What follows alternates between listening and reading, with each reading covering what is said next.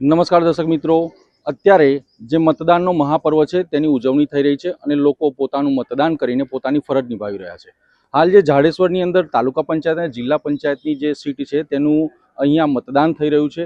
આપ દ્રશ્યોમાં જોઈ શકો છો કે અહીંયા જે મતદાન કરવા માટે મતદારો છે તે આવી રહ્યા છે અને મતદાન કરીને અત્યારે તેઓ પોતાની ફરજ જે છે એ નિભાવી રહ્યા છે અને બતાવી રહ્યા છે. કાકા, જે મતદાન તમે કર્યું છે એને લઈને શું કહેવા માંગો છો અને બીજા મતદારોને શું કહેવા માંગો છો?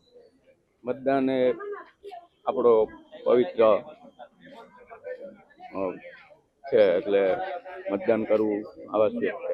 અન્ય યુવાનોને શું કહેવા માંગો છો? મતદાન તો કરવું જ જોઈએ બધાએ.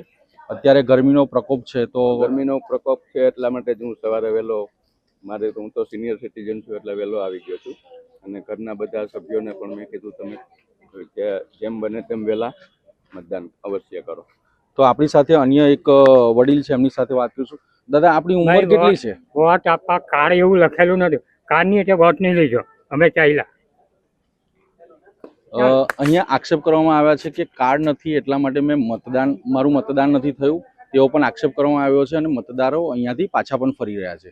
પરંતુ અન્ય જે એક વડીલ હતા તેમણે કીધું કે મતદાન લોકોએ અવશ્ય કરવું જોઈએ અને મતદાન કરવાથી તમારા જે ભવિષ્યના જે ઉમેદવારો છે તેઓ તમારા માટે કેવા કામ કરશે તે પણ જરૂરી બને છે. Yogesh Patel, live Bharuch news, Ankleshwar, Bharuch.